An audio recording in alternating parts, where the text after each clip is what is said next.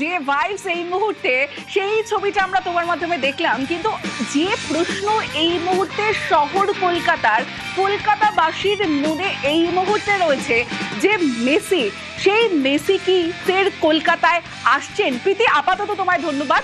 কিন্তু যে প্রশ্ন রয়েছে যে মেসি কি আসছেন, ফের তিলোত্তমায় ফুটবলের জাদুকর মেসিকে কলকাতায় আনার চেষ্টা চলছে। আরো এক ব্রাজিলিয়ান ফুটবল তারকাও আসতে পারে। নিউজ 18 বাংলায় এক্সক্লুসিভ শতদ্রু দত্ত, দেখুন।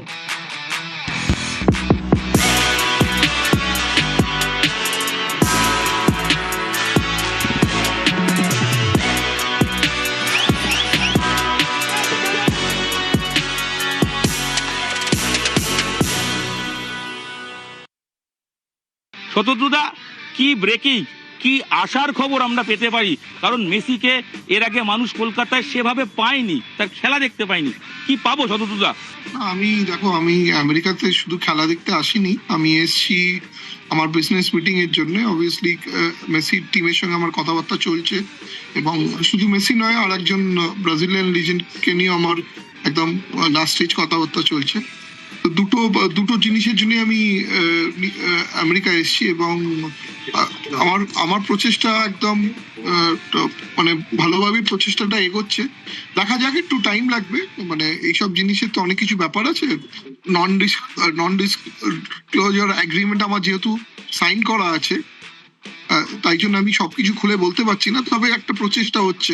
শতদ্রুদা, আমি যতদূর জানি তুমি চেষ্টা তো করছোই, এবং আশার আলো আমরা দেখতে পাচ্ছি আরো একবার মেসি শুধু আসবে না, যেটা শুনতে পাচ্ছি যে তুমি চেষ্টা করছো এবার মেসির ফুটবল খেলানো। দেখো, সেটা একটা চেষ্টা করছি, অস্বীকার করবো না যে এবার ওই এক ধরনের না হয়ে যদি আমি মেসির যদি খেলা দেখানো যেতে পারে, সেটাই একটা প্রচেষ্টা এগোচ্ছে। আমি আর এর থেকে বেশি বলতে পারবো না, কারণ যেহেতু নন ডিসক্লোজার এগ্রিমেন্ট আছে। তবে এইটুকু বলতে পারি, প্রচেষ্টাটা হলো যাতে মেসির খেলা দেখানো যায়, যদি দর্শকরা দেখতে পায়, এবং একটা জেনারেশনকে ইন্সপায়ার করা যেতে পারে। মেসির সঙ্গে আশা করি বিশ্বকাপ ট্রফি জয়ের পর এই ট্রফি নিয়ে তোমার সঙ্গে মেসিকে আরেকবার দেখতে পাবো। মেসিকে কি বার্তা দিতে চাও? কোনো স্পেশাল গিফট কি নিয়ে অলরেডি যাওয়া হয়েছে? কারণ মেসির সঙ্গে তোমার দেখা হবে আমি নিশ্চিত। দেখো, ওইটা দেখা যাক, আগে আজকের দিনটা পেরোক।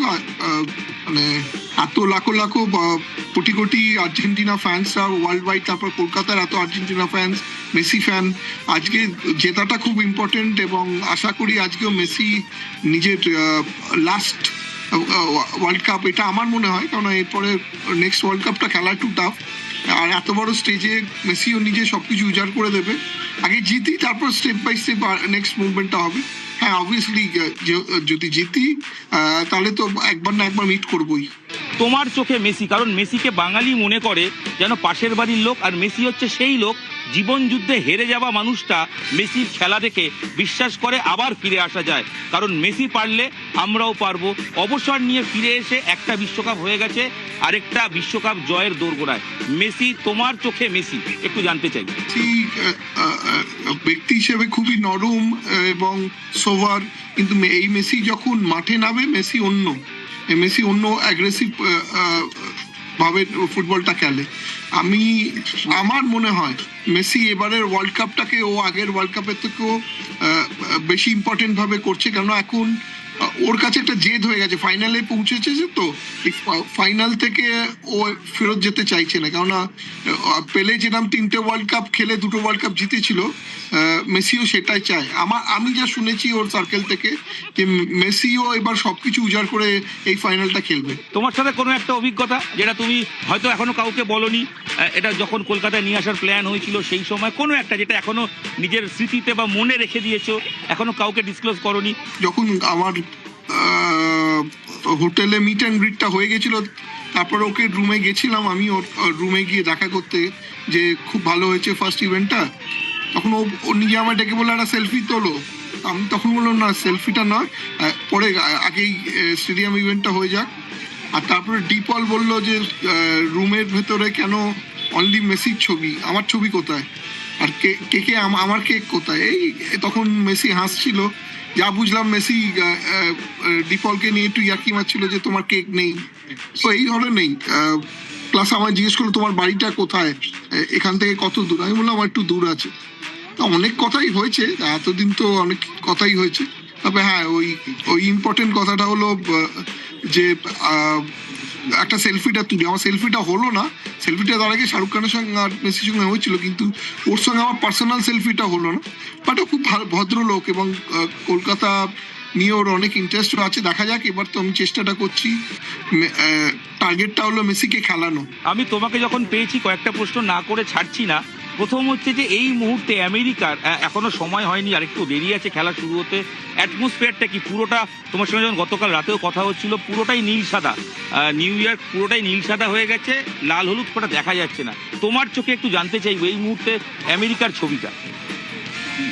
দেখো, টাইম স্কোয়ারে তো কোনো লোক ছিল না, মানে লোক হাঁটাবার জায়গা ছিল না। কালকে পুরো আর্জেন্টিনা ফ্যান্সরা টেক ওভার করে নিয়েছিল, অত বৃষ্টির পরে অনেক রাত্রিরে পুরো আর্জেন্টিনা টিমরা পুরো টেক ওভার করে নিয়েছিল। আমেরিকা একটু অনেক বড় শহর, তো নিউ ইয়র্ক অনেক বড় শহর, তো যেখানে যেখানে ফুটবলের জায়গা রয়েছে সেখানে ভর্তি আর্জেন্টিনা সমর্থক। আমি যেই হোটেলে আছি সেই হোটেলটা শুধু আর্জেন্টিনার সমর্থক, আমি কোনো স্পেনের সমর্থক দেখতে পাচ্ছি না। তাই আর্জেন্টিনা একটু অন্য লেভেলে, ওদের ফ্যানাটিজমটা একটু অন্য লেভেলে। ফুটবল আমেরিকা আস্তে আস্তে করে ক্যাচ আপ তো করছেই। স্টেডিয়ামে তো মারাত্মক 86,000 ক্যাপাসিটি, আমাদের সল্টলেক স্টেডিয়ামের মতো। তো স্টেডিয়ামের কাছে তো খুব দারুণ এনভায়রনমেন্ট। আমারও ইচ্ছে একটা, যাতে আগের বার যারা দেখতে পায়নি এবারে যেন তারা মেসিকে দেখতে পায়। তোমার মাধ্যমে পৌঁছে যাবে মেসি অবধি, আর তোমার সেই অপূর্ণ যে ইচ্ছে, যে সেলফিটা নিশ্চয়ই আজ রাতে পূরণ হবে, এই প্রত্যাশা রাখি। ধন্যবাদ শতদূরদা।